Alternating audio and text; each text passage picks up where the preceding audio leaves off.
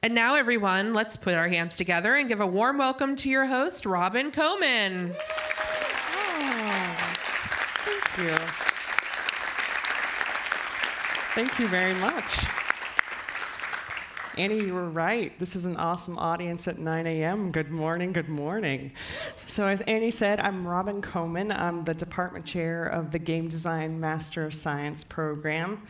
Give me a little shout out, my Game Design Masters peeps. There aren't enough of you here. We'll address that later. So I'm hosting this session. This is called How to Position Yourself for Success in Today's Game Industry. So let's put our hands together. I'm going to ask you to help me welcome this amazing panel of gents. We have Jameson Durall, Design Director.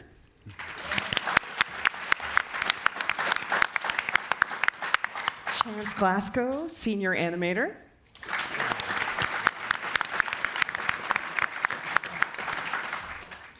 Elbert Perez, Co-founder and Chief Technology Officer.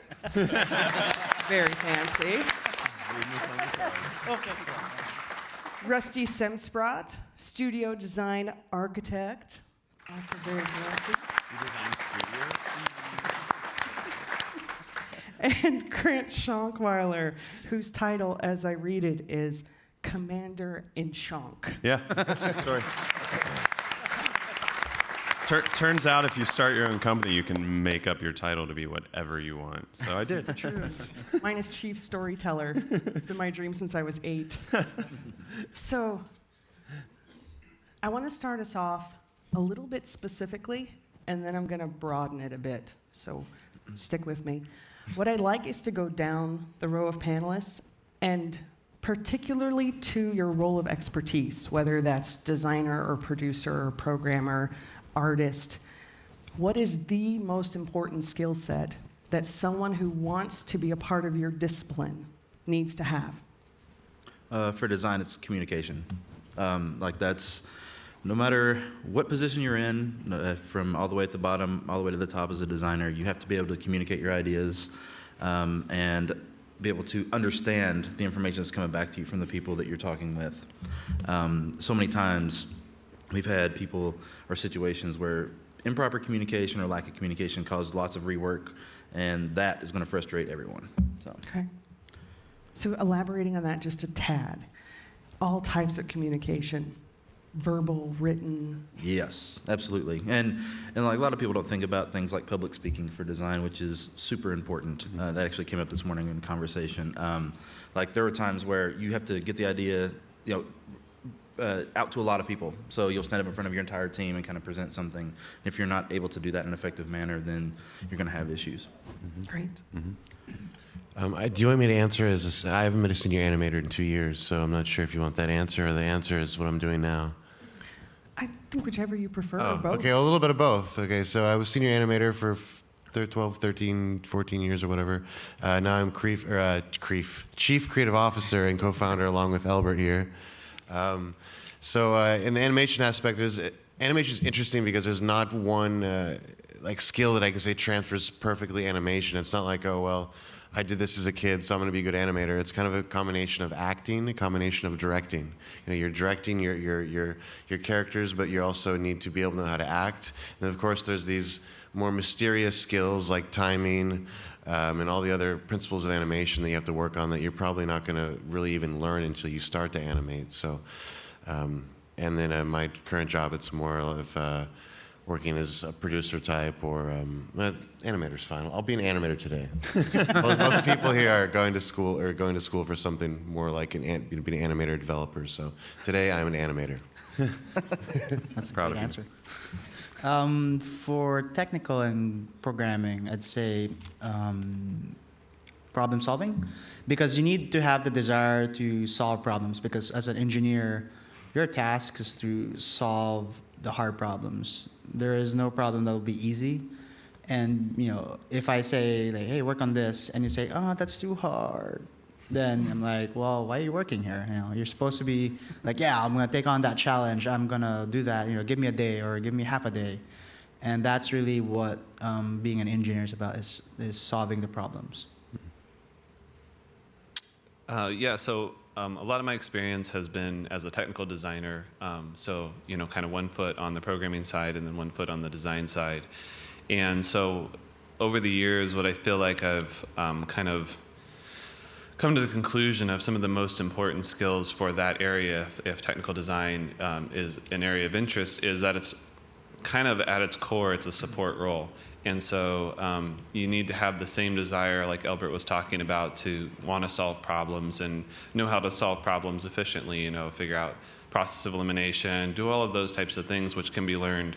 But then there's some things which are a little bit more tied to kind of you as a person, personality. Like, do you find fulfillment in your work by it being something that enables somebody else, but maybe your direct output is not something that, in the case of games, shows up in the game, but that your work made it possible for a number of people to do more meaningful work that did directly impact the game. And so for some people, that is a very fulfilling thing, and that's a really important thing to both understand, but also to foster if you want to do tech design and support type roles. Wow, I'm so glad I went last, because I'm going to answer as a producer, because that's really what I do, but made up my own job title. So a producer is all these things. So communication is your most important skill. You have to be able to solve problems, but you're in a support role. You're really just doing whatever needs to be done every day to get the job done. For anybody who's wants to be a producer, I'm going to break the myth of a producer as like some lofty, cool job who you get to be on TV. You are the lowest role at the studio. Your responsibility is everyone else's happiness, and so you're kind of a servant to them. Unless you're the AP, you are the lowest role. But other than that, the producer is the lowest role. They're serving QA, they're serving everybody.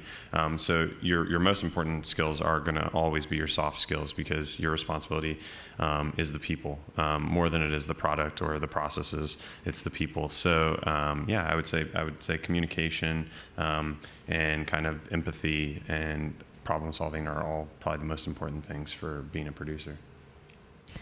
Awesome. Thank you, gentlemen. I would say to all the students here and all the students watching, really think about that. A lot of the coursework that you're going to take in an undergraduate or a graduate program is going to focus upon really specific technical skills.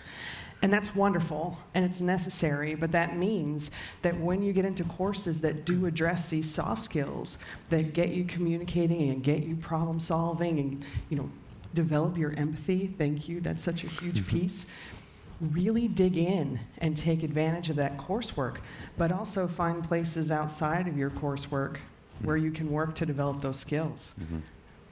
So, next question. Think about how I want to phrase this. When you think about the job hunt market right now for gaming, right? Obviously, as always, there's lots of change, lots of compression in certain parts of the industry and expansion in others. What is the best way for someone who hopes to join the industry to present themselves? What tools should they be using to let the industry know who they are and what they can do? The internet. No, what's that? We'll talk later. No, I mean, I think even though things are changing, and at one point casual games are big, and then mobile games are big, and then Facebook games are big, and VR games are big. Ultimately, we look for the same thing, and that's people who make games, right? Like it doesn't matter what hot new thing you've worked on. I just want to know that you've made a game at some point, and I can go play that game. It doesn't have to be commercially released, but it has to be available for me to download and play. I was saying yesterday that I won't do that, but if I know that it's available to be played and there's a video of it, that to me is still the most important thing. I need to be able to see your skills. If you're an artist, I need to see your art in game. Unless you're a concept artist, then that's a different thing.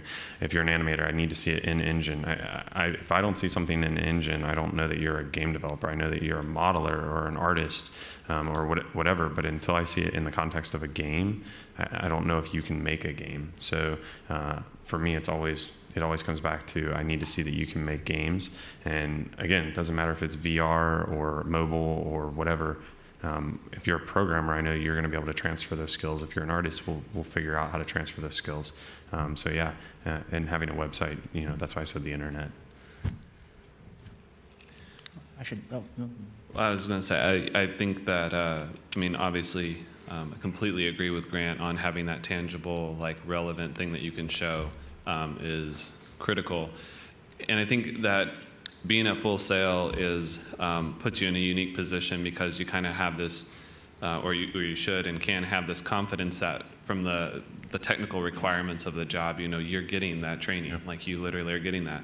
And so a lot of what you can do to position yourself is what can you do in addition to that. And so you also get something that's implied and required, which is the group work. And that's completely important, and you should look at that as one of the most valuable things that you can get along with those technical skills, because as we were talking about, communication, all of those things come into play when you're in those group projects. So you're getting all of the training and experience you need, but then to position yourself, it's taking advantage of the things that are readily available. If you're not doing coursework or your direct project work in things like Unreal or Unity, these freely available tools, do something in there in your own time so that you have experience, because then it shows that breadth of experience to say, I can build something not just in games, but I can do it in Unity, I can do it in Unreal. I've written my own components of an engine as part of my classwork. Whatever the case is, showing that you kind of go outside of the bounds of just what's required and do that so that you can have experience in these areas and take something to completion in those areas will position you well, in my opinion. To add to that, remember your resume is not just a piece of paper. It is the Google search, it is the YouTube links you put up, your portfolio site, your game projects, your global game jam projects. Those are super important because for us, when we look at the resume, it's a piece of paper. It doesn't explain anything. I want to see, Grant said, we need to see what you're doing. Which also ties into something that's near and dear to my heart is, you have to have that entrepreneurial spirit, because we cannot always rely on someone giving us a job or having a job for us. A lot of times we create our own jobs. And really happiness will come from your own work. It is the ultimate form of, I guess, for content creators, is being your own boss, right? And the path to that is being an entrepreneur. And I'm not saying having a job in a big, corporation or a big company is bad, but there's something special about being an entrepreneur. And, I tell us to every single student when I'm here is, think about being an entrepreneur. And it doesn't have to be big. You don't have to make millions of dollars. It's more about fulfilling that passion in your heart.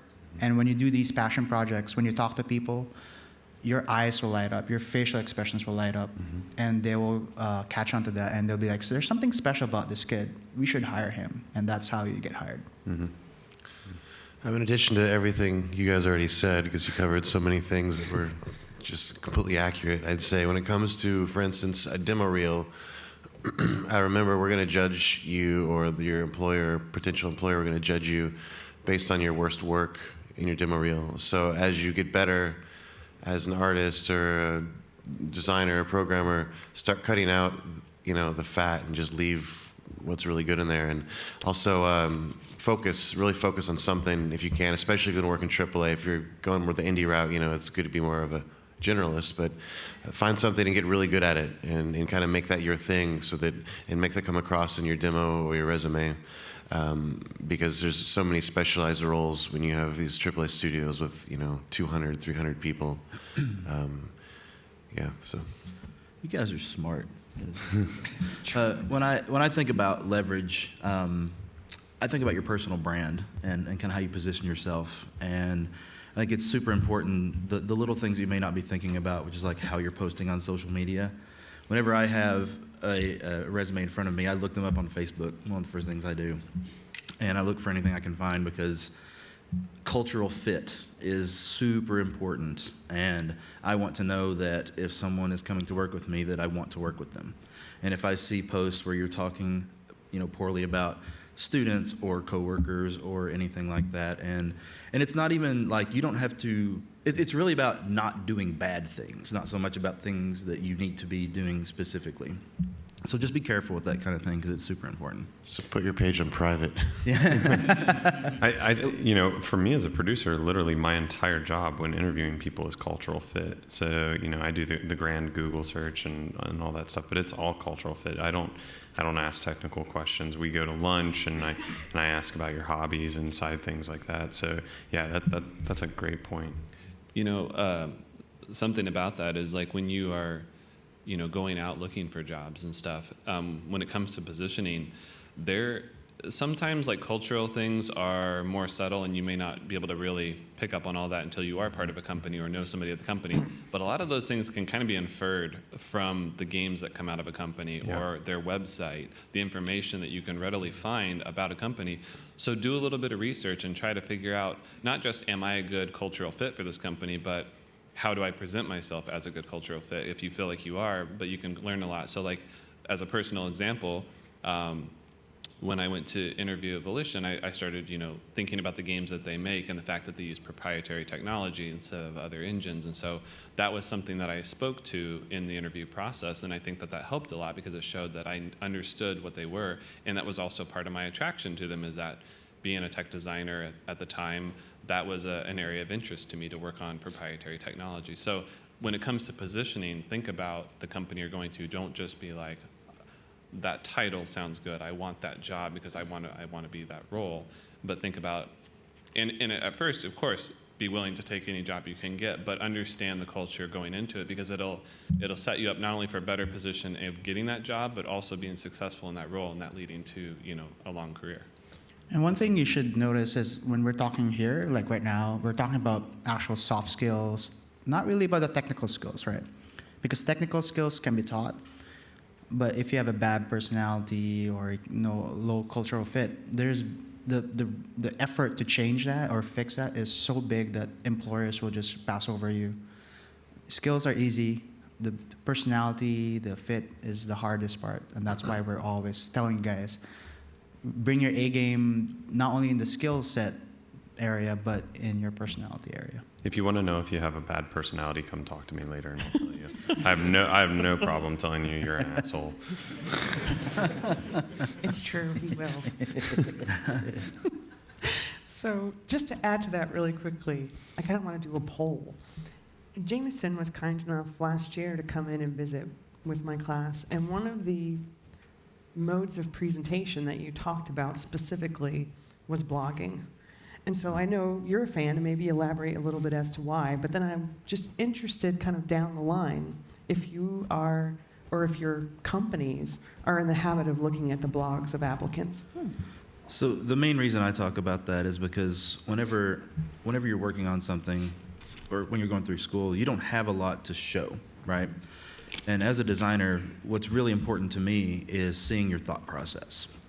So if you're working on a class project and you run a blog where you're doing updates about, hey, here's the things that we're trying to do, here's the things we struggled with, here's where we had some problems or successes in communication with each other, and you talk about how you went through that and worked through that, I can literally sit there and get a sense of what kind of person you are.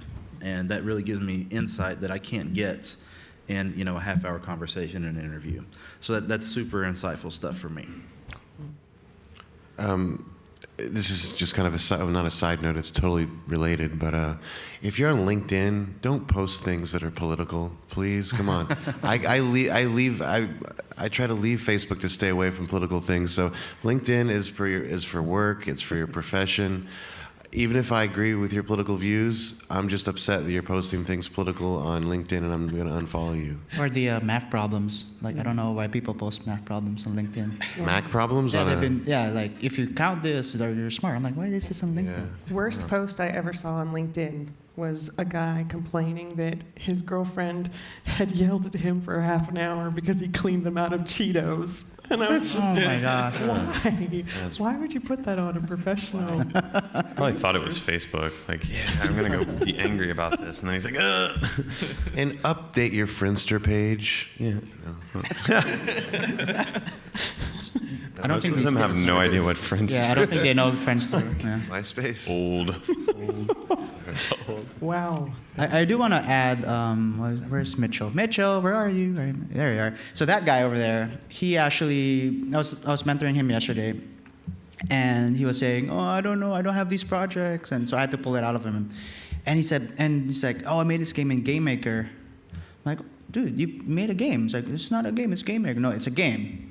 And then he pulled out this video. "Oh, I made a documentary about how I made this game. It's an hour-long video of him playing a game and talking about it." I'm like, "Dude, this is the thing that will get you hired." That's awesome. And this is like awesome. 5 years ago when you made it. It's pretty crazy. Yeah. Very cool.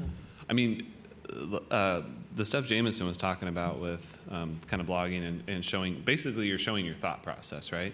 It's the same thing that like Elbert was talking about with technical skills and problem solving. Essentially, you're still showing how you solve problems, whether it's a mechanics problem or a much more abstract thing like, why do I like this game? Like doing a mock game review, you know, it shows you breaking something down, figuring out what are the components of it, what you think about them, what you think could have been improved. All of that stuff is just really a good thought exercise, both for you personally, but then if you can put that in a format that is accessible to other people, then that shows a lot about your personality. It's really strong. The two things that I've always kind of recommended that people do, again, outside of classwork to present themselves well is do projects that show you can complete something, whether it's in, you know, a freely available tool set, and then review games. Just pick a game that you've played recently, pick your favorite game, whatever, and just break it down. Do it as much for yourself as it is for positioning, but it shows that you did something, you know, of your own, that you're motivated to learn more about yourself, learn more about this thing. Those are all really valuable things. But don't be an asshole in your review, right? Don't be like, well, these idiots, they have no idea what they're doing. No, think of it as a critique. Yeah.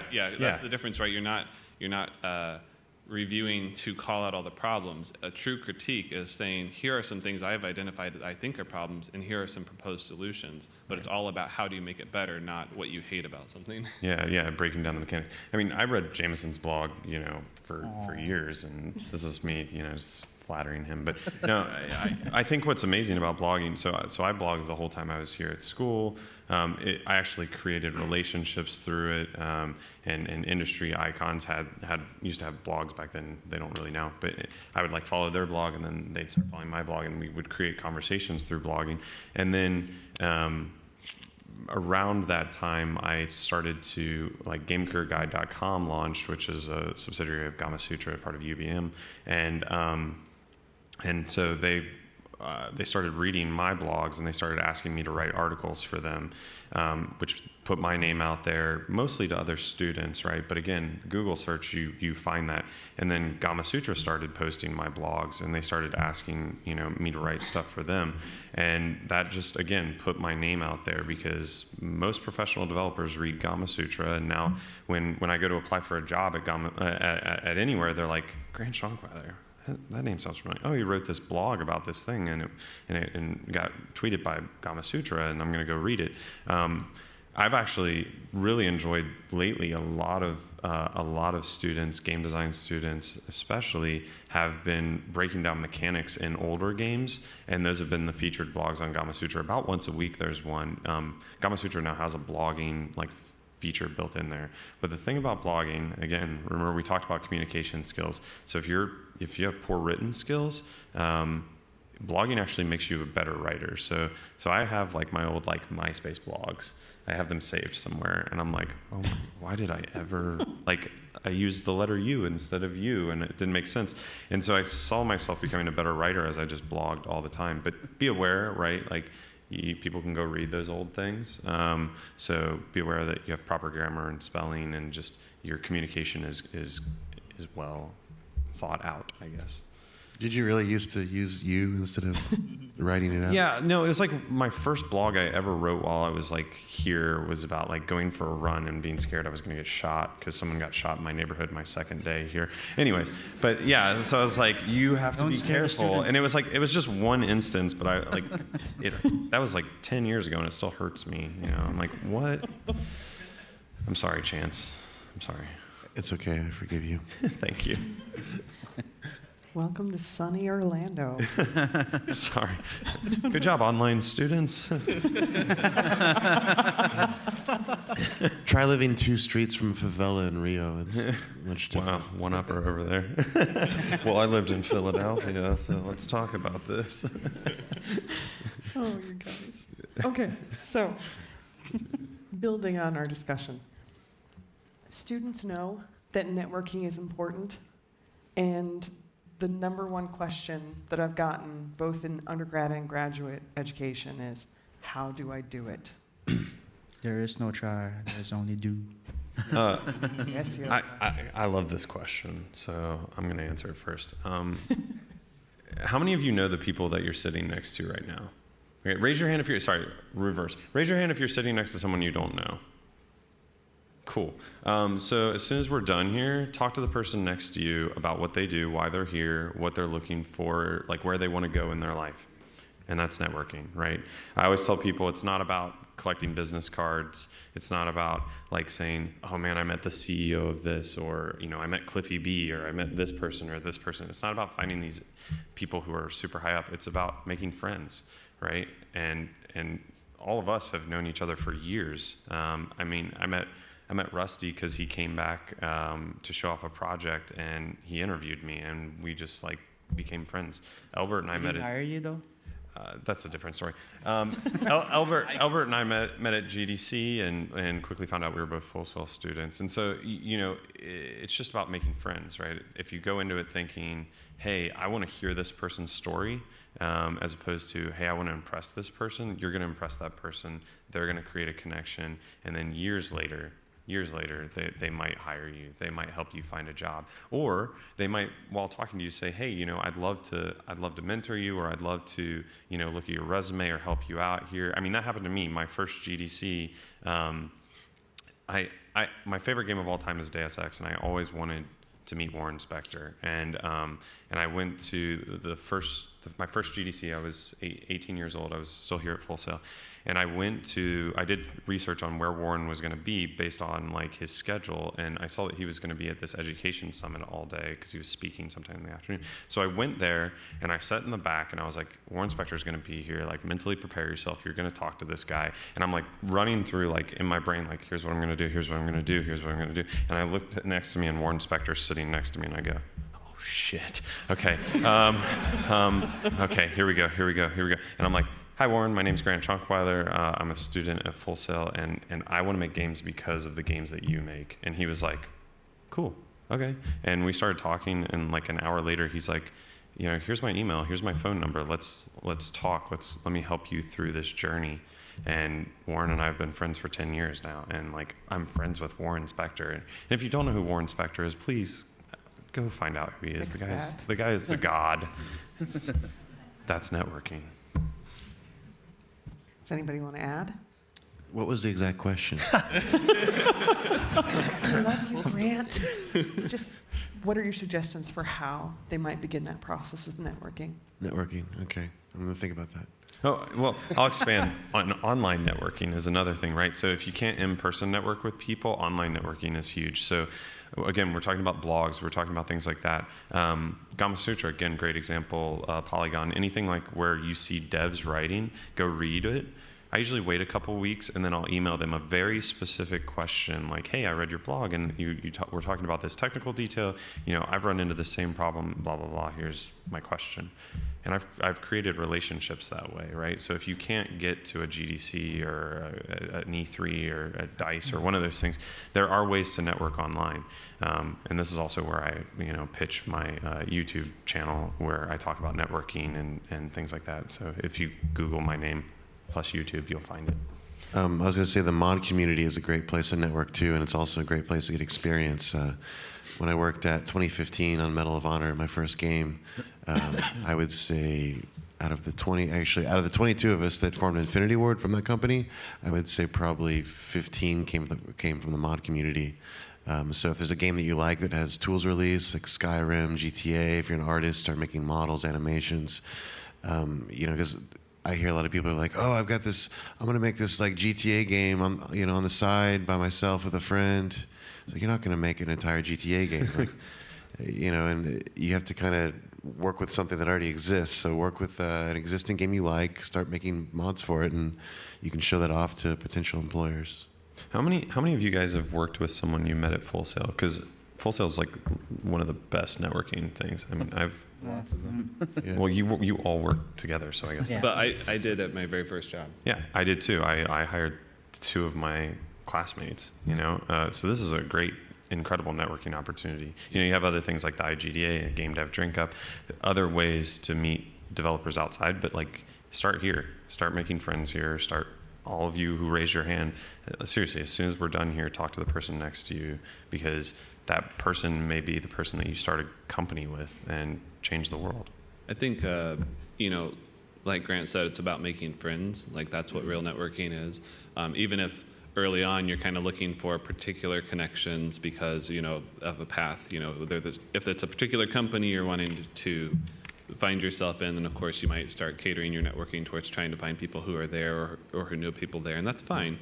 But it is about friendship. So take advantage of the social aspects, things like Twitter, which is fairly active in the game industry. But think of it as you have this opportunity, right, to follow anybody, and you can learn stuff about them based on their posts. And in a way, that's a way for you it's one-sided at that point, but you can start to build up sort of like a mental map of some things that person is interested in. And then when you feel appropriate and you feel confident enough, you can reply back with a targeted question, whether it's on Twitter, direct message, whatever. But it shows you can be insightful at that point, right? Because you're not just blasting something out randomly. You're like, oh, I know this person is interested in this thing or has tweeted about this a lot, so I'm going to try to engage in conversation. They may reply back, they may not. But again, you're building up some information about people, and that's going to be valuable, whether that becomes an actual connection and a friendship, or just it's a practice that you're going through, and you're getting used to learning things about people, being genuinely interested in people's opinions and things like that. That will help you start to get more comfortable with networking. So that's a good avenue. And of course, there's lots of social avenues, but Twitter is one of the easiest because of the nature of how Twitter works, and you don't necessarily have to have that two-way friendship connection like on something like Facebook or LinkedIn is also complicated in certain ways. But there's all these avenues, so take advantage of them, but not just to see who you can connect with, but about learning how to do it better. If you follow Rusty, you'll find he's the biggest Google fanboy in the world. So This is a fact. There you go. Now, free tip. Another thing, and I know as students, as young people, or a lot of us are introverts because we're content creators, right? It's networking for us is like, oh, it's so hard. But just remember, these other people are just the same. They want to meet you. They want to meet more people. So when you come up to them like a normal person, don't be super fanboy. Don't be an asshole. These people will respond kindly and like, hey, and have a normal conversation. And really, that's all it is. There's no magic sauce of like, you have to do 100 hours of training to do networking. You just be a nice person and talk. And here's a little tip that I've used to, I guess, talk to people that I'm a little shy to talk to. Everyone, almost everyone's going to approach us and just talk about games, right? Yeah. But if you know something else that these other people are interested in, like another hobby, and you have the hobby in common, talk to them about that. Because they're going to be like, oh, cool, you like something I like, right? Because, for instance, I met maybe 3 years ago at Oculus Connect 1. I was standing around and I see John Carmack sitting down like kind of near me, and I go to talk to him, but I don't ask him about games or programming. I'm like, hey, are you still training jiu-jitsu? Because I knew that he trained Brazilian jiu-jitsu and was a blue belt, and that's something I've been doing for many years too. And so we just started talking about jiu-jitsu and how jiu-jitsu is like, the best martial art for programmers. It's very about problem solving. We didn't even talk about coding or games at all, but he was kind of just like, kind of caught off guard at first with like, oh, this is cool. I don't get to talk about this much. And that was something unique because all day everyone's coming to him talking about coding, engines, and everything. And it's just kind of a nice, oh, this is something different. And it's a way to actually establish a friendship or a relationship with someone else in a less than typical way that they usually are approached. He also does judo, which I do. So yeah, and I think judo's better. jiu-jitsu is better. Can you guys fight? Yeah, It could actually. Wait until after the panel. All of Doghead simulations were all like trained in deadly arts. You can fight after Elbert gets inducted. We'll let him have his moment Man. first. You heard here first. Cage fight. Hall of Fame 8, Rumble. So, No, jiu-jitsu is cool, but I'm kind of bummed that you weren't talking to him about aerospace engineering. I was really hoping that you I think launched he probably gets that a lot rockets. too. I mean, but there's not a lot of like programmers that are like, oh, I'm into jiu-jitsu, so I thought it was a good approach. I worked with John for 3 years, and the longest conversation I ever had with him was at a Christmas party. For 2.5 hours, we sat in a corner and talked about rocketry. And he was like, I mean, honestly, I don't think I was his producer, and I'm not really sure he knew who I was before that moment. And I was just like, let's talk about space. And he's like, oh. And I'm like, so we just talked about space for 2 hours. It was one of the greatest moments of my life.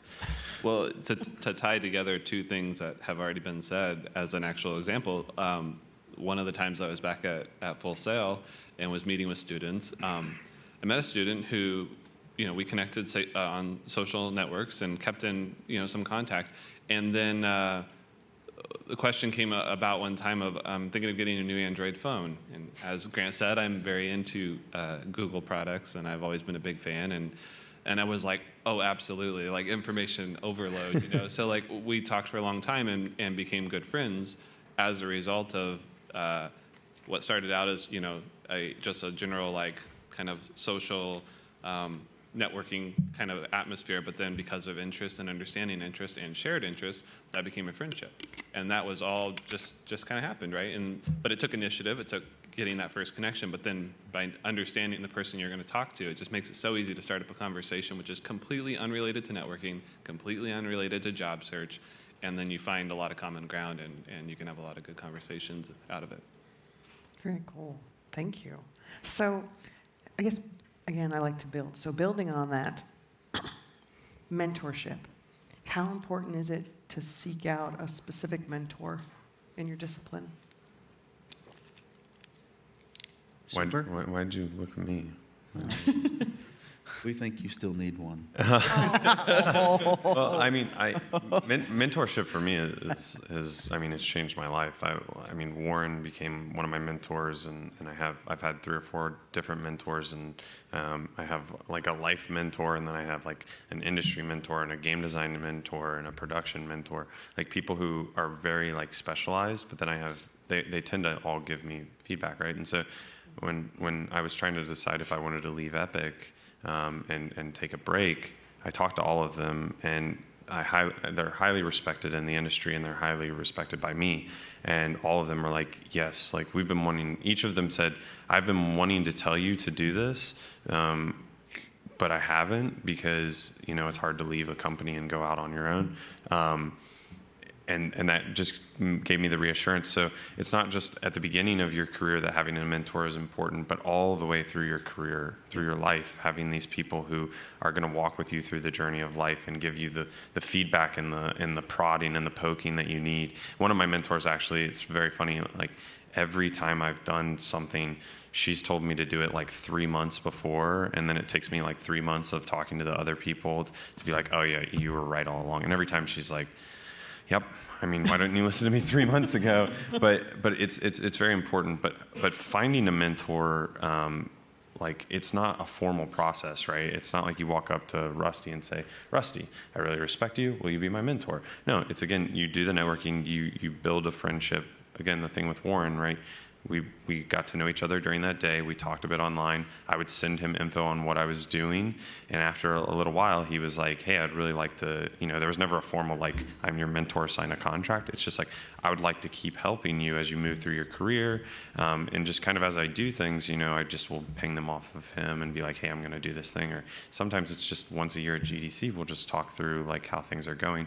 But it's incredibly important, and it's very hard to find the right mentor, and I can't stress enough that having a mentor is important, but also like don't like rush up to people and be like, Jameson, will you be my mentor? It's you have to build that relationship first, because it's a lot on the mentor.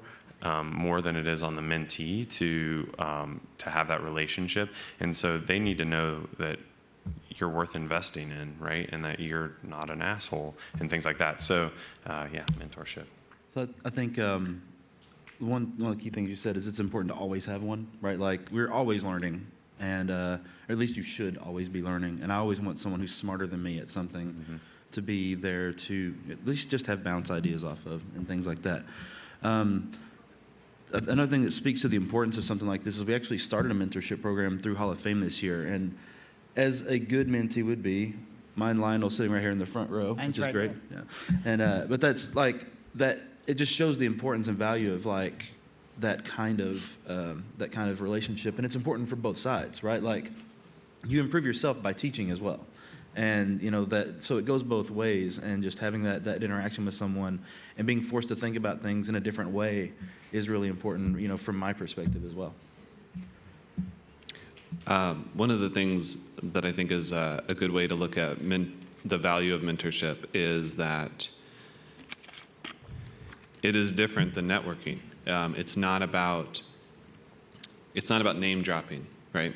In Grant's case, he can do that appropriately because his mentors have actually been very well respected people, but that isn't it isn't because they're gods amongst game designers that they are good mentors. Mentorship is about experience and perspective, and a lot of people can provide that in different avenues. So think of mentorship, or I would recommend thinking of mentorship as like you may need to have multiple because certain people might have stronger perspective in certain areas. So you can look at, here are areas that I would like to grow, or I know I need to grow. Seek out somebody who has experience in that area or has a good perspective there, and then lean into that as a good mentor in that particular area. Or you may find somebody who's just general life coach kind of thing, that's all great. But it's not necessarily about who they are or what they've accomplished. It's about just understanding the value that they can give to your career and to your experience and to your life. But in order to understand that, as Grant was saying, you're going to have to know this person, and they're going to have to know you a little bit, right? So there's already some friendship there kind of implied. So I think that's a good way to look at it. Yeah, I mean, I would recommend not finding like famous people because they're not going to have enough time. Yeah, they're very busy. I know there's like art mentorship programs online and stuff like Animation Mentor and things like that. So there are online things that exist to find mentorship, but most of them I've found have been art related. So, yeah. Yeah. Sorry, Elbert, you were going to say something. And don't be afraid to, either us or other, people here visiting Full Sail for Hall of Fame to talk to us, show us your work, contact us on Twitter, because you'd be surprised at how few students actually approach me in any form and ask for any advice whatsoever. It's seems like maybe a few a year, Yeah, I mean, that's worth ranting about. Okay, I gave out 200 business cards to students last year. 200, okay? I counted them. I just wanted to do this experiment because I'd been coming here for years. 200 business cards. 2 people emailed me, okay? Two people. I think it's important to be clear that you're not bothering us. No, right? not at all. We welcome it. Don't worry at all. I gave my email to these people and was like, I want to hear about your journey and I want to help you. And 2 people emailed me. And a lot of the people who come up to me or to us is like they go through Facebook, and it's perfectly fine. And it's funny because I see their name on my feed. Oh, that's cool. And then we become friends. One guy here, Doug Sykes, he just graduated recently. And he's probably listening right now. He's like my friend now because he just reached out, and we didn't need to be weird about it. We just kind of hung out, and I always saw him. And that's a lot of case for a lot of students here. If you just keep coming to these panels, keep learning, it becomes a natural thing that we become a mentor-mentee relationship. There's, like you said, there's no formal process to it. You just kind of be friends, and really you need to be friends with your mentor, get to know them, because you won't be an effective mentor-mentee relationship if you're not friends. Yeah, it's actually better to be almost annoying than to not contact someone at all, because there's people that are kind of there's that line between talking to someone and then it can kind of go overboard and it almost gets annoying, but it's not quite there. But those people, I'm like, okay, this is kind of weird, but I just keep talking to them, and then I realize they're just really enthusiastic people, and I don't think they're annoying. Yeah. And they end up getting a lot of help, and some of those people I end up, getting work to or something like that. So, there is a certain limit, where you can be overbearing, but in general, don't be too afraid of that, because if you don't reach out at all, then nothing's going to happen. It's better to have reached out and been slightly annoying than to have not reached out at all. I think, and the thing about it, like Jameson said, we want to hear from people, and we want to hear about your journey. And you can have confidence that if you're worried about being, they're probably so busy, as you made that comment, they're too busy, they don't have time. try it, test us, right? We should be responsible enough as a recipient of that reaching out to reply back with, yes, I have time, or, you know what, actually, I am really busy right now. Would you mind following up with me in a month? I've done that before, where I had too many things going on, and I knew I wasn't going to be able to give the time to it that I wanted, but I really wanted to do that, so I just asked the person, can you hit me up in a month? And sure enough, they followed up like clockwork. And I was like, I appreciated that as well, right? Because I hoped that they would, but it's a communication thing. And so reach out, and if you don't hear something back, try again in a little bit, And if you do hear something back, make sure you follow through with it. And we feel the effort, right? If you guys put the effort, like Rusty said, you put in the effort to be on time on Monday with that reply, and we're like, oh my God, this guy's on point, or this person's on point. Like, well, let's have a conversation.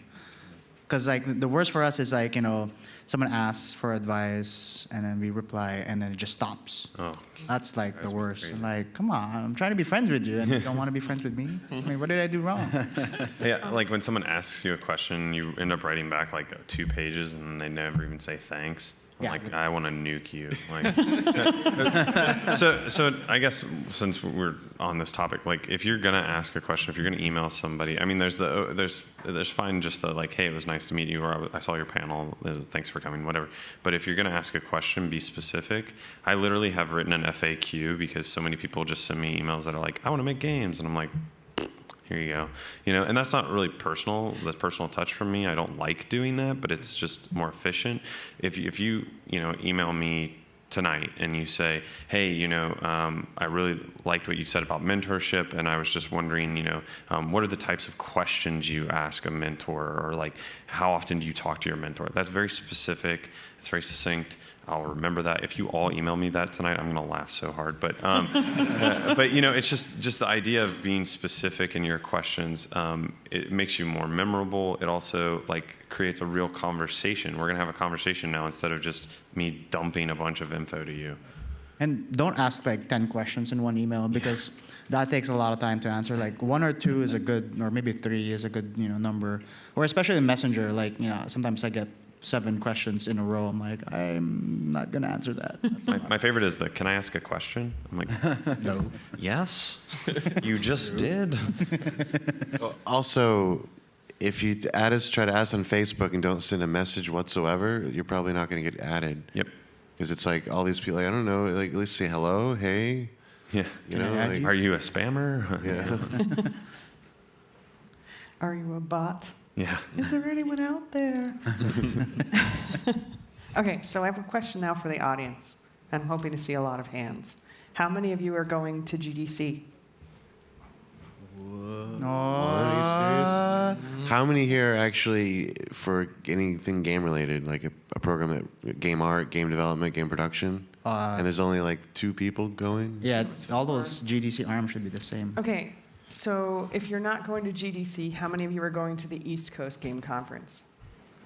Oh, not enough hands. You guys need to look that up. It's right in the Carolinas. Me too. Yay. And I'm helping run the leadership track, so just saying, you want to come hang out with me in North Carolina? So even though there weren't a lot of hands, I think it's still a great question. Hopefully for some of these folks who didn't get to go this year, they'll look at going next year. What are the key things to do and not to do at a conference like GDC? Don't get drunk. Word. Don't get too drunk. Yeah. Maybe get a little. If you're underage, definitely don't get drunk. Bad Jameson. Don't get drunk. So it turns out, again, my YouTube channel, I did a whole video on do's and don'ts and survival skills of GDC. For me, the main things are, don't worry about going to all the talks and panels and things. If any of you are I want to go to GDC, but it's very cost prohibitive, you should still go anyways and just get the student badge and just stand in the hallways and talk to people. Okay, yes. I've been to GDC. I've been to 12 GDCs the last 10 years in a row I've been going, and I have been to, last year I went to 2 talks and one of them was my talk. Okay, so I don't really go to the talks anymore. I just stand in the hallways and talk to people. And that's where the value is coming. The value is from the connections. The career pavilion used to be this huge thing. There used to be 50 studios. I think this year there's 4. right? So don't go expecting that you're going to get a job on the show floor, or even that you're going to get an interview on the show floor. Go trying to like meet people, but also be very specific. Like if you want to work at Blizzard, then your goal should be to go to the Blizzard recruitment party. Like almost everyone I know who works at Blizzard got their job at that party, right? So, if you have this dream company, that's the place to shoot for it. If you're like, I want to work on Pokemon, and you're like, okay, go find we all have badges that say what we do, and just like walk up and be like, you work on Pokemon, I'm going to talk to that guy, right? So he doesn't work on Pokemon, but be very, very specific about what your goals are for going. If your goal is just to have a good time, then go have a good time. If your goal is, like my goal last year was to see all of my friends who I hadn't seen in the previous years. That was my goal. It was very simple. I went and had lunch and dinner with those people and just spend time. So have a specific goal of what you want to do. Sleep, drink lots of water. Sit down when you can. Don't take stairs. Ride the escalators and the elevators because it's a lot. San Francisco, learn the layout of San Francisco because GDC is right on the edge of the Tenderloin district, and that's super dangerous. It's gentrified. It's safe. Yeah, okay. We'll talk about that later. We've talked about enough shootings and things, but there's a lot of things to be prepared for. But in general, most of that is the same over any conference. If you go to E3, if you go to ECGC, if you go to GDC, if you go to DICE, if you go to E3, they're all the same, right? Take care of your health and have specific goals set in mind, and go to make friends. And everybody's there because of video games, so you already have something in common with every person there. So it's like, what games are you playing? That's the question. You're done. Now you're on a 4-hour conversation with some random person. Take business cards. And remember, a lot of these professionals, they're very friendly to students or someone who just recently graduated, because all of us have gone through that track. Mm-hmm. So do not be afraid to engage someone, because if you say, I'm a student or I just graduated, they'll be like, I'm gonna help you. I'm gonna help you. Because that's what we do in the game development community. It's we're about helping other people, because we're not trying to be selfish and oh, you're gonna take my job. It's you're gonna make more games, I'm gonna play, and I want you to be successful. So always keep that in mind, when you graduate, people just want to talk to you and help you. And, like we said, so many mentors you can find there, and you will learn. And a lot of times, you just learn from a 30-second conversation.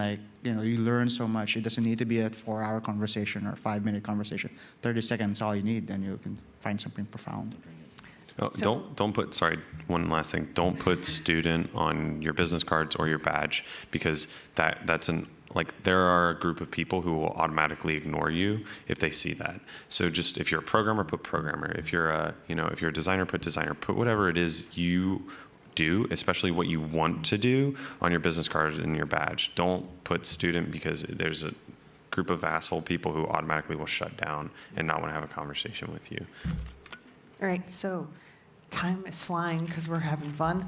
They've asked us to go ahead and switch to question and answer, and we're going to begin with online question and answers, please. Hello, I have a few questions from our friends online. The first is from Adrian Brooks, who is in the Creative Writing for Entertainment MFA program. Earlier, you spoke about having something tangible to show and how that will help in getting a job. What value do you place on game stories for hiring? I've hired a few writers, and so again, work on a game, find a mod or something that you can write for. Find any writing, just in general. You're a writer. Write blog posts, write things. All these things still apply to a writer, but if you can get on a mod and help write that, that's super important. I've seen some really cool things that writers have done. Right, writers tend to send physical copies in because we ask for writing examples.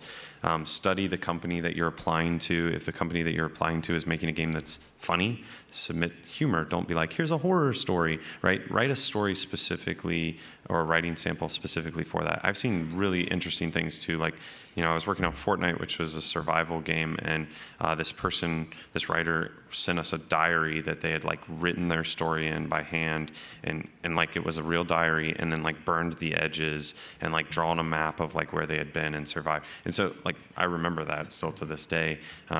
They didn't quite have the humor tone that we were looking for, but they had that really unique perspective. So yeah, still most of the stuff's the same, really.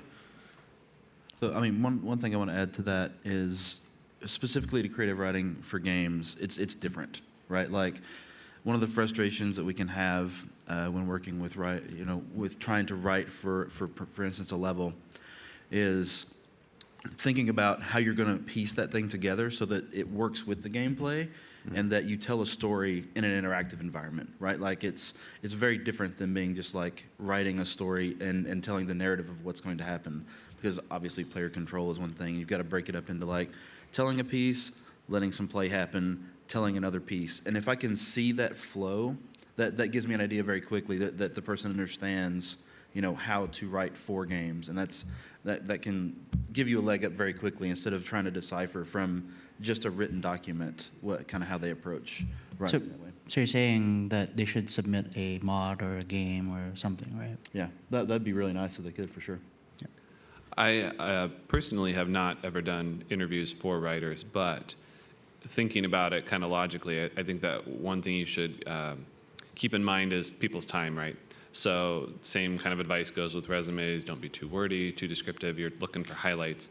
So having work that shows like you wrote a whole story, like backstory for a game or something, is going to be valuable. You're probably not going to find somebody who's going to be able to do a lot of reading. So what they're going to be looking for are the elements, your style, the tone, because realistically, in most writing contexts, right, no one person writes a whole game. It's a collaborative effort. So what they're looking for, again, going back to even the earliest questions, is going to be a cultural fit. And then, of course, your grammar and stuff like that, humor, tone. So they're going to be looking at elements. So I would just say make sure that what you are putting out there, worry a little bit less about they have to read the whole thing to understand how good of a writer I am. Have a whole thing maybe to show that you did something through to completion, but then also understand that people are just going to be picking out elements in the context of sort of evaluating whether or not you're going to be a good fit. And a good way to test it is if you can write dialogue and you give it to someone and don't tell them that it's not part of that game. And if they believe that it's part of that game, then you have done your writing correctly, because that's, like you said, like you're not going to be the main writing guy and that's all you're going to do. It's like you're going to be given, write the dialogue for this person or write the backstory for this item. And if you can match the writing styles, then you are going to be able to fit in okay. The two games I would tell every person who wants to write for games to play would be the Stanley Parable and Beginner's Guide, which are written by the same guy, but they're very clearly games that were built by someone who didn't necessarily have a ton of skill in game design or game engines, but they had this amazing storytelling ability, and those games are all about the story, and they're small, they're digestible. And for me, like something like that, you can make on your own after like 2 or 3 days in UE4 or Unity. You could make a small version of one of those two games. Mm-hmm. All right, excellent. How about questions in the house? I actually have the first question up here as the Sure. stage manager, and then we'll run around to you guys and open it up. Grant, you said that you gave out 200 business cards last year and had 2 people contact you. I'm curious if you know where those 2 people are now. Oh, they both have jobs, yeah. Can you tell us where they're working? Oh man, I can't remember. That's okay. I put you on the spot. But yeah, they both like work in the industry. I mean, they showed their entrepreneurship. One of them was Doug, actually, Doug Sykes. Hey, Doug. And Doug is friends with like all of us, right? And he has a job, right? So yeah, I mean, they both have jobs. Awesome. Thank you.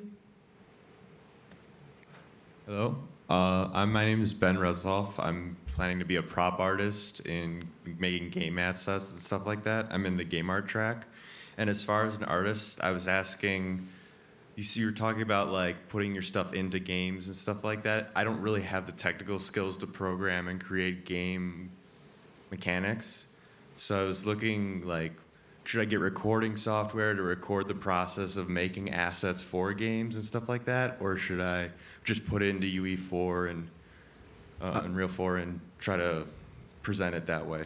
I think for you, what we're talking about is modding, right? Like, you can look at a game, create assets for that game, go into Unreal or whatever it is, and drop that stuff in there, right? Like, it's actually really easy to do, and showing that you can use an editor. Like, even though you're a prop artist, you're probably going to use an editor in your career. Yeah. So getting a leg up on doing that and then dropping that stuff in, that'll give you a leg up and allow you to demonstrate that stuff. Yeah, it's not about like coding a game, right? Like it's about changing assets, showing like looking at a video of it in UE4 as opposed to a video of it in Maya is completely different for me. But I actually really like when people do videos of their process, because it shows me like, how do you make a high poly? How do you go from your high poly to your low poly? Okay, how do you like do all the, like those things are really valuable. Obviously compress it, don't be like, here's a 5-hour video. But yeah, every artist I know that is like likes to put their stuff up, they always put those like kind of, here's me making the model. And it's super interesting. I find it interesting. I'm not an artist. And I would say, like, don't be afraid. If you're an artist, don't be afraid to learn programming. You don't need to be a super programmer, right, but learn it, you know, because it will be your avenue for new jobs, or, you know, a lot of times, like, you work in a small studio, oh, we need someone to help with this, and then, you know, you can help out and that way. And same with programmers. You know, don't be afraid to be creative. Because this is what we call the unicorn, the creative and the technical. When you put them together, then you're so much more valuable than just being one person. But do specialize, as we said before. Be known for that one person that you can do this really great, but have multi-dimensionality to yourself as well. Because sometimes what we're really getting at with having something in game is seeing it rendered in the engine, right, with it lit in the engine. Mm-hmm. And the requirements or the understanding that's needed to get that kind of stuff set up is so accessible between like YouTube videos, whether it's Unity or Unreal. You can literally just make a blank scene, put your prop in, your assets as a collection or individually, put some lights on them, show that you're thinking about how they're going to react to light, how they're going to react in the different renderers, because different renderers will look a little different. So it's more about kind of showing that completeness. And then if you can put that all together with like, here's how I built the asset, you know, put together a little montage with some narration of like, here's how I built it, and then here is it in Unity, and here is it in Unreal, and you can see how it's reacting to the light, and here's some changes I made after I put it in the engine, and I saw how it was reacting to the light. I adjusted these things. That's gold, right? Because it's showing that you understand. It's not just about how it looked in 3D Studio Max or Maya or wherever you're building your materials, whatever the case would be. It's about that complete thing. And then to Elbert's point, get comfortable with a little bit of code. You know, put it in Unity and then write a little script, which you can find tutorials will show you, that simply just rotates your asset. You know, it shows that you had to add some code to a function. You had to figure out how to put that on your asset, and now but you're seeing your thing reacting in light real time because it's moving. But you went outside your bounds just a little bit, but it'll help you get comfortable, and then you might be like, well, now actually I kind of want to be able to, you know, go and like bump it, and I want to be able to run around the level and like knock my things around and show that in my video. And I'll learn that because that's pretty easy too, you know. So just dabble a little bit, figure out some things you'll do that will both show your asset well, but also help you to learn a few new things. And then you become a tech artist, and every person on the planet hunts you like an animal. It's true. If you are a tech artist, you will have a job months before you leave here. And the reason why that's good, because tech artists are effective, right? Because, you know, if you know enough coding, you don't need to rely on a programmer. You can do it yourself. Even if it's prototypey, that's fine. Programmer can fix it or something, or they would just keep it in there. So yeah. Great. Next question. Hi, my name is Dallas Lilly, and we've talked a lot about success in terms of getting a job, which is very important, but I also measure success in terms of like a healthy lifestyle, and the game industry is very well known for like crunch time and burnout. So how do you go about handling burnout or trying to prevent burnout in any kind of way? I would, in Infinity Ward, when I was doing Modern Warfare 2 and 3 and Ghosts, I would, you know, go to work in the morning And then at like 11:50, I'd go out on the street. I'd train jiu-jitsu for like an hour. And then I'd go back to work. I'd grab food and eat at my desk like 4 times a week. And so it was such a huge difference mentally for me because your brain and your like everything about you is influenced so much by everything from to your diet to your exercise, and if you're not getting enough exercise, you're not going to be able to process as much information. You're going to get tired. You're not going to be focused.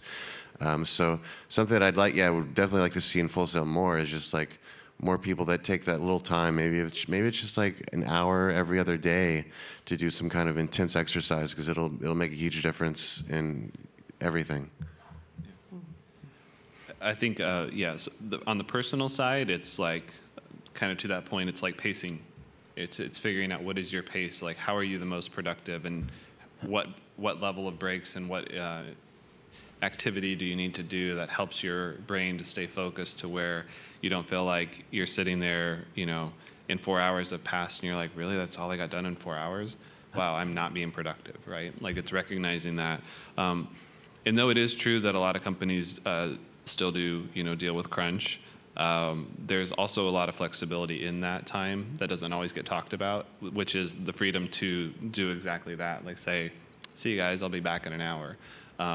It's more and more, which is a good thing. It's about results. It's making sure that the work gets done. When you do that work is a lot more up to you, more and more, in terms of like that empowerment. And so it's figuring out how to pace yourself, how to do that. And then also it's figuring out how do you avoid that. That's been one of my primary drives to focus on tech design.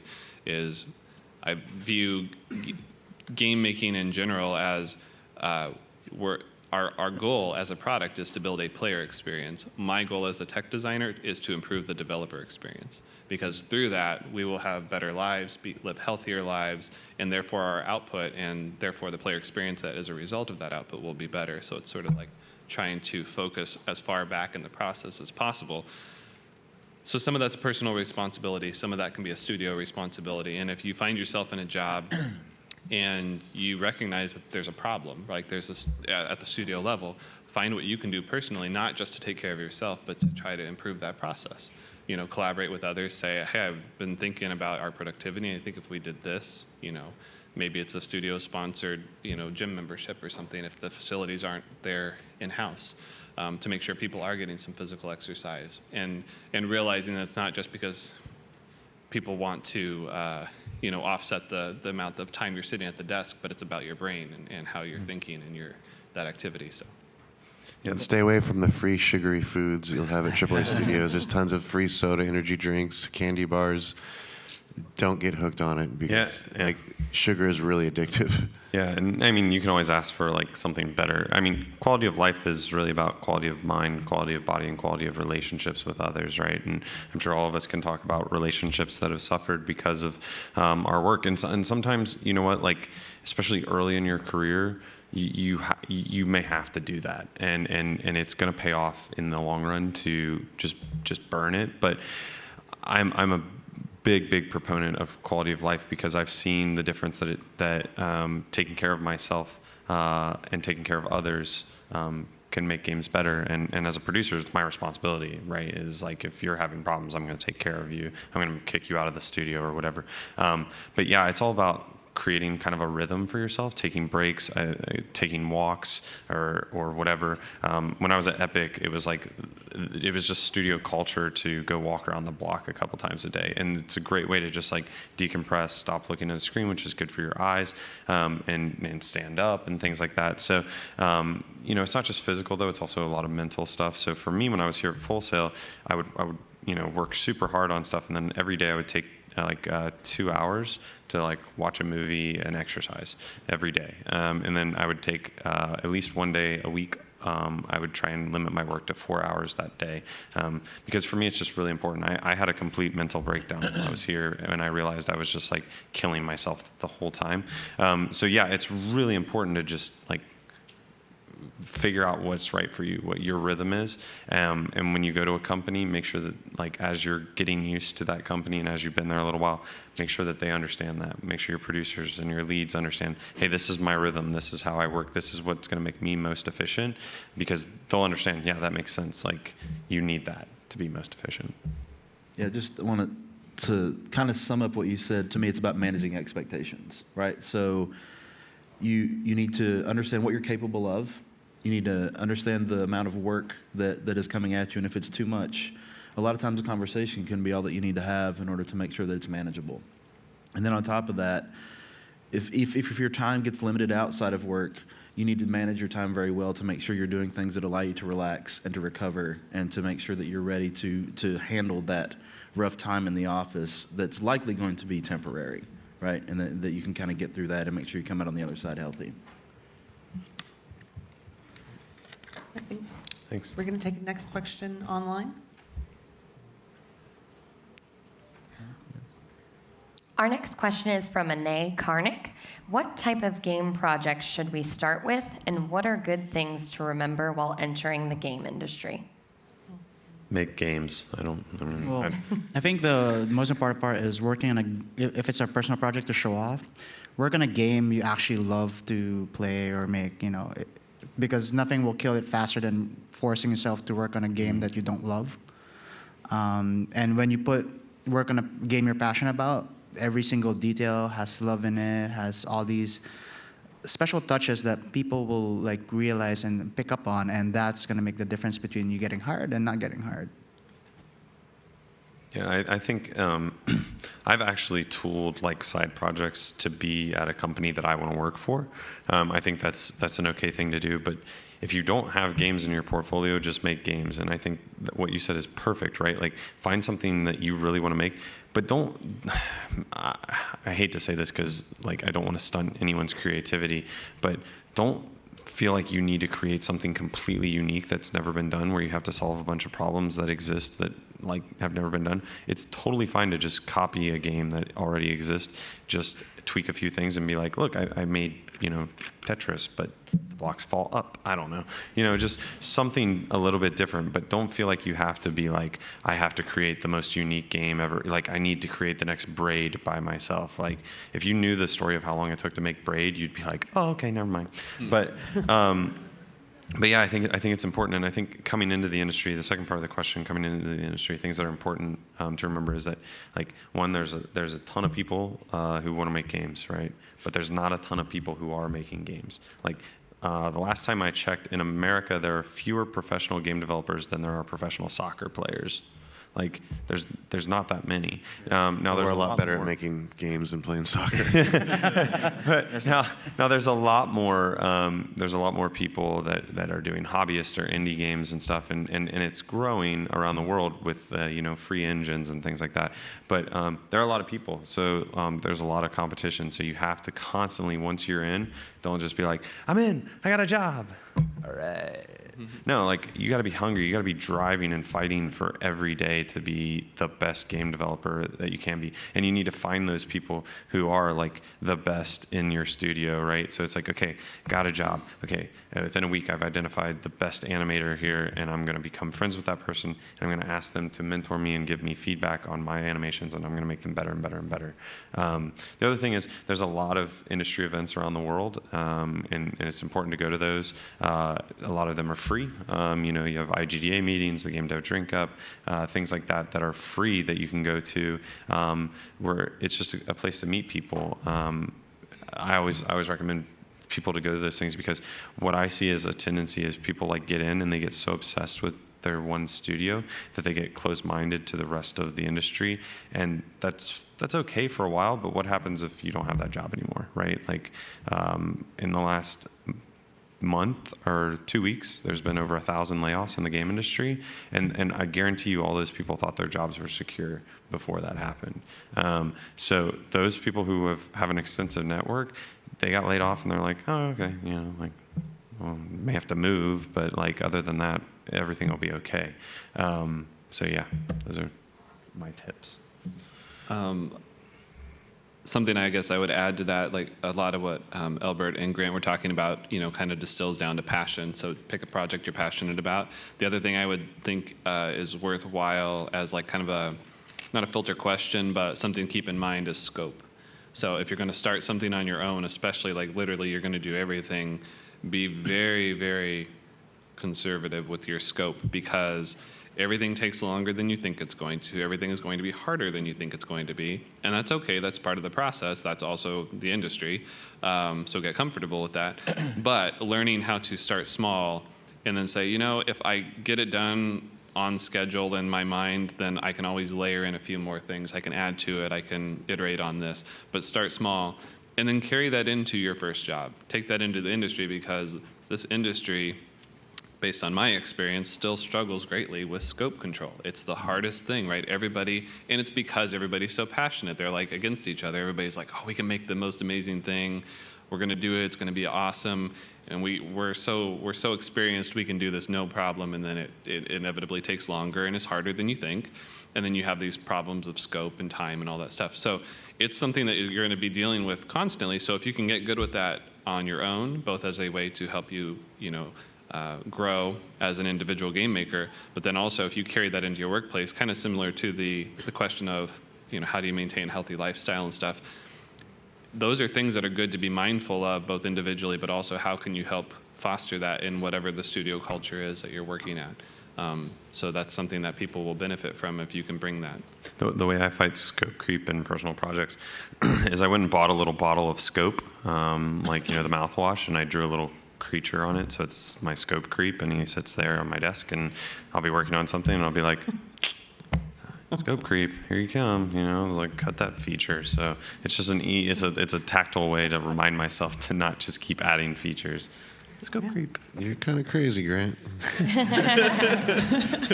But in a good way, And when you go through those trials and tribulations, blog about them so that people in the industry know that you persevere and you push through and you problem solve. Do we have time for one last question? One question, maybe 2 people answer it. Okay, so one last question from the house. Hi. You guys talk a lot about culture and identifying, from your interviewees, whether they're a good match or not. How do we determine what the culture of a company is when we're trying to pick out where we want to go join, aside from, the obvious networking and the games that they make? How do you find out what it's like in-house? All right, first respondent. Okay. I wasn't going to respond because I talk a lot. But you can see it, like, when Rusty was talking about this, I was like, oh, man. So I interviewed at Gearbox, and I realized that their culture is like, their games are their culture, right? Like that sense of humor that's in like Borderlands and stuff is the way that their whole company works. So you can kind of get a feel for what the culture is through the games that they make. Now that doesn't mean like if they make depressing games, they're a depressed culture, but you can kind of, infer a little bit of that. I think the best way is to ask people, but I think what's most important about this is you don't want to change yourself to fit into another culture, right? Because if you do, you have to play that character for the rest of your time there. So when you go to interview somewhere, they're reading you for culture, and you should be reading them for culture, because if they're a bunch of sarcastic assholes and you don't like that, like, you're going to hate it there. And if you're like, well, I'm going to play a sarcastic asshole, and then all of a sudden, like, you get in and you're like, I have to do this for 3 years or 4 years. So it's more important, I think, for you to understand, like, that you're interviewing the company as much as they're interviewing you. And you should find a place that you feel comfortable, that fits your personality, and not necessarily mold yourself to fit into that culture. Awesome. And second and final response. Quick, or Grant will go again. Well, all right, I can say something then. So remember, like I've worked in a lot of companies. Like I've never held a job for more than 2 years, so I guess I have a lot of views on cultures. For example, Microsoft. Microsoft is, for some groups, is very isolationist. You're literally in an office. No one will ever see you. You might not even show up to work, and no one will even miss where you are. Is that why you held it for less than 3 years? Yeah. Well, there's a point where you go like, oh, I should probably find a different job. And then when I was at HTC, we were in an open floor plan, a very different culture. We were always eating together, always laughing together. Our coffee breaks would come at 3 p.m. and I was very, very happy where I was doing there. But I left because I wanted to, work with these guys. The moral of the story is, if you can find a place where you are truly happy, and like Grant said, without changing yourself, you will be the most productive person in there. You'll be so happy. You'll wake up and be like, I'm gonna go to work, awesome. And I'm gonna hang out with cool kids. Yeah. And really, it's when you leave work, the thing that you miss the most is not the work, but the people. And the people are always the ones you go like, oh man, we had so much fun, or we went to this trip in Taiwan, and it was a blast. So just remember that. Can I add one real quick thing? Has to be quick. It's breaking the rules. Another thing to consider, right, is when you're coming out of school, you can't be as choosy as you might want to be. So be realistic about that. So you kind of have this function of time, which is that when you're first trying to find your first job, it's going to be harder to know the culture. And so you may end up in a place that you aren't an ideal fit, but that's just kind of what you have to do. But the longer you're in the industry, the more your network grows, the more you learn about other companies, you start to be able to be more choosy. So don't stress it too much up front, but be aware of it, especially as your career goes on, because that's how you can find the happiest fit for you in the long term. Yep. Right. So thank you, Rusty. I think that was a great final thought. Thank you all for being here today. I want to leave you with just one last thing. Don't be like the 198 people last year who got a card from Grant and never followed up. We've got 5 amazing Full Sail grads here who are more than willing to become your friend, right? To get to know you and to advocate for you. And you will find that is so true of many, if not most, of the graduates of Full Sail. So not only should you seek those people out, but you should seek someday to be one of those people yourself when you go out into the real world. So let's thank again our wonderful panelists. We have Jameson, Chance, Elbert, Rusty, and Grant.